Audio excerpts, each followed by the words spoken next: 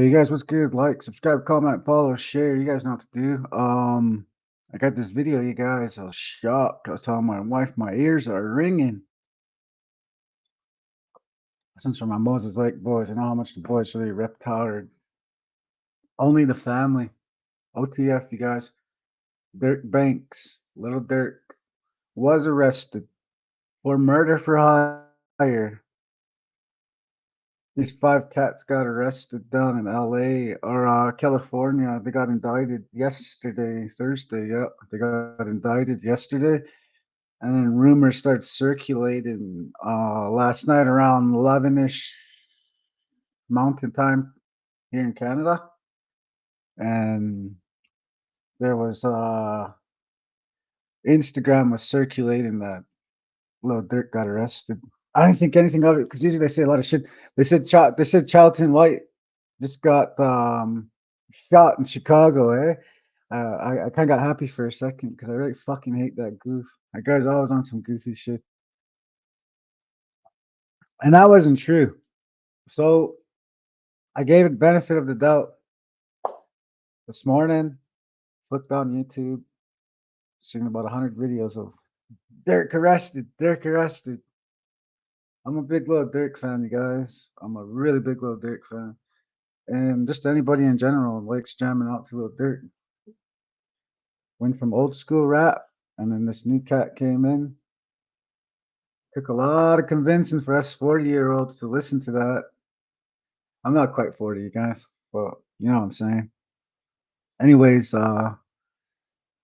he's got a indictment will be unsealed today, so I'll do a part two video of this. So it's my first time ever doing one of these, you guys. I've been wanting to do reaction videos on all this kind of shit, just like they do on almost every other channel you guys see on YouTube. Hey, I like using the Canadian version, Canley case law. Hey, that's where I can find a lot of fucking. That's where I find a lot of bullshit like on the reserve when I fucking find out who's got DUIs and some bogus charges too, man. I was shocked to find some bogus charges, you guys.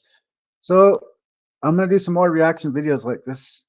I'll probably do a part two to this one here. Once the indictment is unsealed, we can read it. I'll read it to you guys live, and I'll break it down for you guys too, because most people don't really understand the lingo when it comes to our bitch lady justice.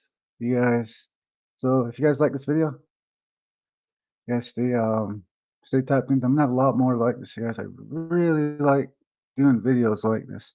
I've just never had time to do them, and usually some issues pop up that I like to express that I like to do videos, eh?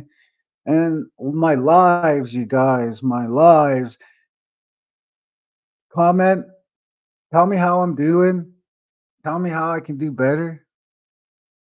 I see a lot of like sometimes I get like I'm not even gonna bullshit you guys. I ain't gonna cap. Sometimes I get like 11, 1,200 views, and sometimes I don't even have shit to talk about, and I'm just like, wow, man, I should have had something circulating here, you know. So now I know what to do now because it's a learning experience, you guys. YouTube's a big learning experience for me. I like doing videos on all kinds of shit, you guys. I like expressing social issues. I like expressing inequalities. I like expressing sometimes there's rumors out there we have to hit on. So sometimes I like circulating videos with that. So I enjoy what I do, you guys. There's three types of channels, you guys. There's a failed channel, there's an up and coming channel, and there's a successful channel, you guys. I want you guys to know I'm far from a failed channel. I'm an up and coming YouTuber. I'm learning every day, you guys. I'm learning how to edit. I'm learning how to get better equipment. I'm learning how to get better sound equipment. I got the lighting, you guys. I got a wicked bomb ass lighting system, but I don't like it. They say that lighting helps the videos, but no, I don't think so. Plus, that shit's really bright too, so I don't like having it in front of my face. The only thing I got to work on, you guys, is my sound. My sound, my pictures got better. You guys noticed they're 4K and they're high definition. You know, they used to be kind of go in and out, kind of look kind of cruddy and shit. You know, people didn't like seeing my videos because it kind of made it look like they're old old videos, you know. So I'm happy to get that upgrade. And also, I think in March I'll be getting my iPhone. You guys, I'm gonna do a lot of recording on that. I heard that shit has some pretty high def, really high def, fucking camera. So I'm looking forward to that, you guys. And I want to do a lot of reaction videos on local stuff too, you guys. I have reaction videos on like when I used to can me, I can find local people that've been charged with like real crazy shit. Like that doctor in Cardston is rubbing up on that one lady. He thought she was a drunk. Here she was just at work because she went in for a headache or something, migraine, and that nurse ended up putting her hands on his shit, and then he got charged for it. And Carson's really quiet about that shit. Carson don't like to really talk about their people, eh? You know how Carson acts perfect and shit. So I did a reaction video on that, you guys. Darcy West, check it out. Carson, I think I labeled Carson man charged for I think for the S word. I think it was, but I can't remember the exact title, you guys.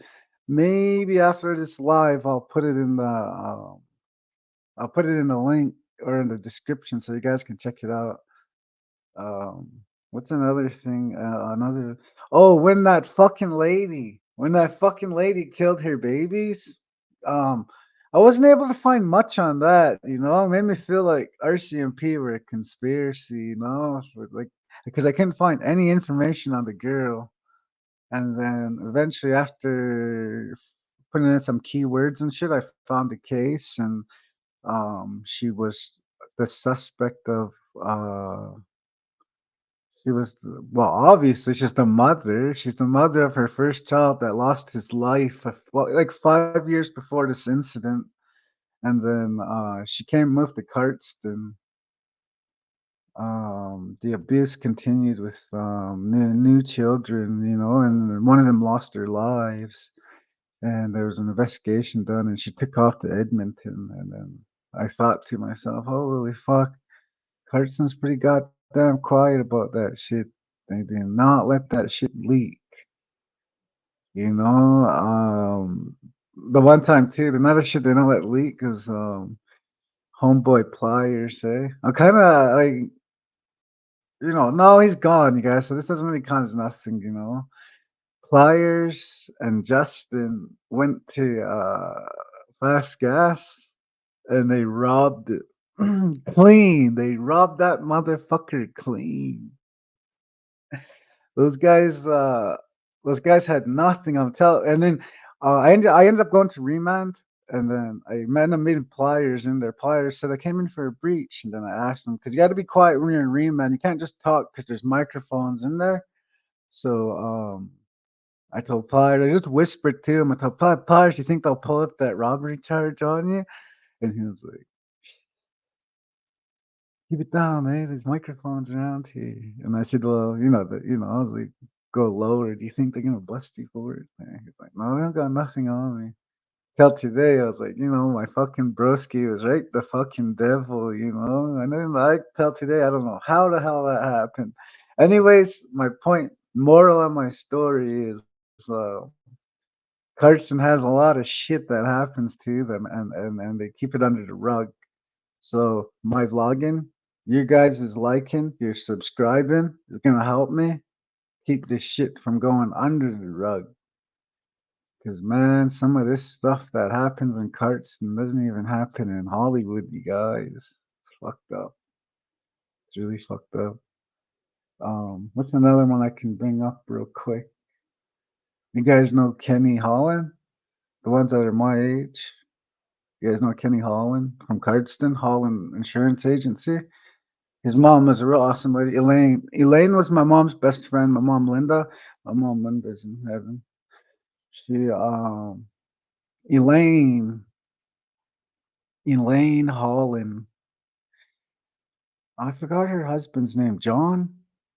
He was the boss. He was the boss of the insurance company we got in Cardston. Did pretty good for themselves. They used to really help my mom out, and they helped me and my sister. I still remember going to Elaine's house and just doing nothing. She used to make these She'll give us cereal boxes and she'll pre-cut them. Like you know how nowadays they got those modular houses. They put them together. You just order them and you just fucking slap them up. That's what she used to do for these little carousels. She used to make us out of cereal boxes. She'll pre-cut the cereal boxes right around, and then she'll well, at one time I lost a part, hey, and then I started crying. I told Candace to give me hers, and she gave me hers, and then Elaine put it together real fast, and we had a little carousel going there. She's so creative, that lady. So the moral of my story, you guys, of that story is, her husband used to be the fucking he's the boss of the Holland Insurance Agency. Anyways, Kenny Holland's a crazy motherfucker. He's my sister's age. He was a couple of years older. I remember Rocky Bevins and them. When I got to high school, Rocky Bevins and all of them just got out of high school. They had this big plan to become drug lords of the fucking city, and believe it or not, you guys, they got it done. They fucking became some big somebodies, you know. They got popped big time, but they were awesome in the game, you guys. Um, how can I break it down real quick? Hey, Kenny was going across the border. He was going across the border and legally, but then he was coming back across the border illegally through the you guys know where what's that little border town lover that's out here where I always go to, where I go park. What's that called again? Whiskey Gap. The Whiskey Gap. You guys know where the Whiskey Gap is? You guys know that little Mormon road? Yeah, it's a Mormon road because there's a little Mormon memoriam there. Anyways, you can just go across, and how I know that was because I went there with my kids, and I just stepped across the border, just to see if the helicopters were gonna come like it shows on TV, and there was nothing. Then I took my sock off and I put some rocks in there, and then folded my I tied my sock and I said, "Oh, I'm throwing a kilo over the border." So I went to the borderline and I threw my sock over. I threw my sock over there, and then I thought, okay, well, a drone will come. And then I was looking around. I was with my kids too. That's why I was fucking around because I was with my kids. And we're just laughing, having fun. And the cops didn't show up. Nobody showed. There's no drones. There's no helicopters that do when you go across the Canadian border illegally. There's not. There's a big camera there too that I saw. I 100% saw it. So when I jumped across the bars in between it, for sure they had to have rolled up on me. But nobody rolled up on me. So I know for sure that that border is unsecured. So my moral of my story is Kenny used that road to come back into Canada with fucking kilos and kilos. Well, 30 kilos to be exact. That's $1 million, you guys. And I got scooped from the homeboys when I was in the joint because the boys they still talk about it today. And Rocky's they're still around Cardston. I still see Kenny around.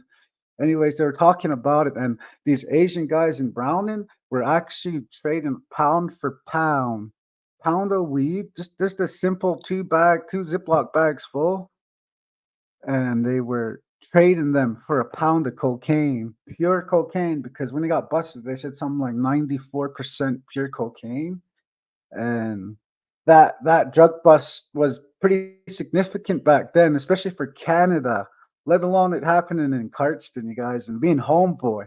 Not little did we know homeboy was fucking smuggling drugs, you know.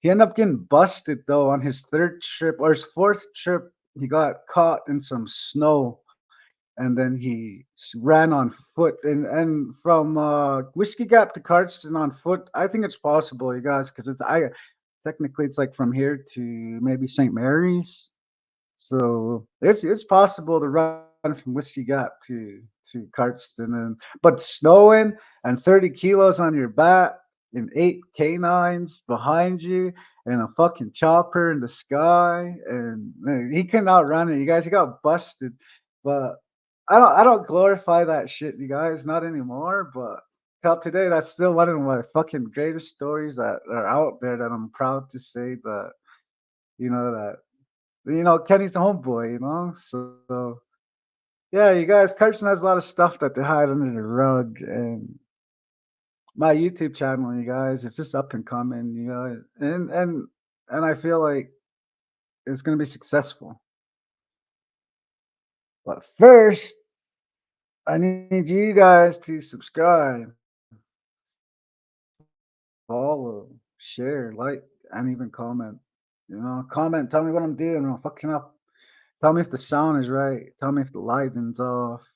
Any kind of comments, you guys. Any kind of comments helps the algorithm. Algorithm shows YouTube that my channel exists, and then it kind of puts it out there in front too. So that's how I noticed I got a lot of good successful shorts. You know, we did our last short in Calgary at the Stampede. I think the last time I did some shorts, it's getting like 24,000 views just on the shorts alone.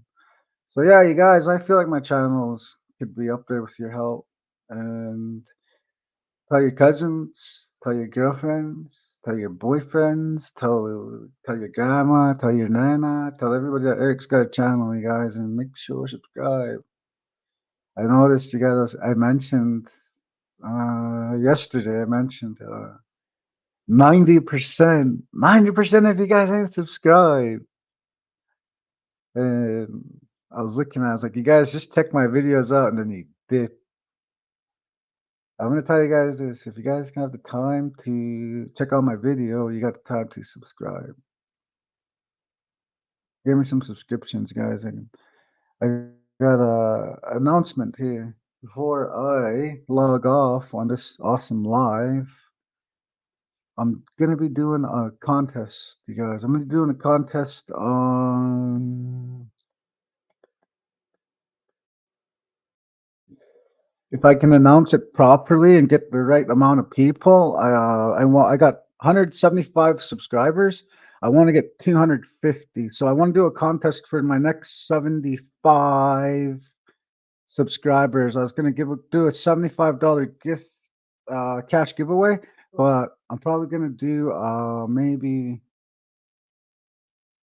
$100, you guys. But if you guys want to check it out, I'll put more information on it later. I'm out skis, you guys. Peace out till next.